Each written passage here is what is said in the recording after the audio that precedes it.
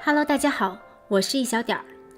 本期视频跟大家分享一款做法简单又美味的下午茶小点心——蓝莓司康。首先将无盐黄油切成小块。制作司康我们不需要软化黄油，反而怕黄油会化掉，需要将黄油冻硬，切成1厘米见方的小块就可以，拿到冰箱去冷冻10分钟。在黄油冷冻时，我们就可以开始预热烤箱了，预热到190摄氏度。准备蛋液60克，我这里正好是1颗大鸡蛋打出来的重量。如果你的鸡蛋只稍微小那么一点，可以把相差的重量用淡奶油补齐，就不用刻意再打1颗鸡蛋了。打散之后加入到淡奶油中，淡奶油做出的味道更香醇。如果临时没有，也可以用65克左右的牛奶来代替。然后加入香草香精。香草香精主要是提香，没有也可以不加。将所有液体搅匀，放在一旁备用。做这个食谱我们用普通的面粉就可以，也就是中筋面粉。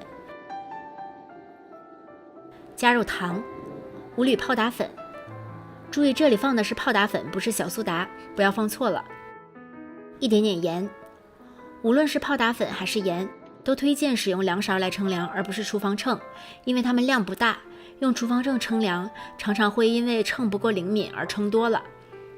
如果你不喜欢吃甜，最多可以将配方中的糖减到40克。如果糖放的太少，搭配上蓝莓，口味会太酸，而且会让泡打粉的味道过于突出，吃起来会发涩发苦。将所有粉类搅匀之后，加入我们从冰箱冷冻室里拿出来的黄油，然后可以用叉子来压拌，或者也可以用这样的工具来将黄油和粉类压拌到一起。注意这里不要过度压拌，不要把黄油捣得太碎了，我们需要保留一些黄油颗粒，这样做出的司康才有层次感，口感比较酥。大概压到黄油呈现黄豆粒大小就可以了。这时加入之前混合好的液体，液体不要全部加完，预留一个底儿，一会儿直接拿它来刷司康表面。稍稍将液体和粉类搅拌一下，然后用手轻轻压几下，让它们稍微形成面团。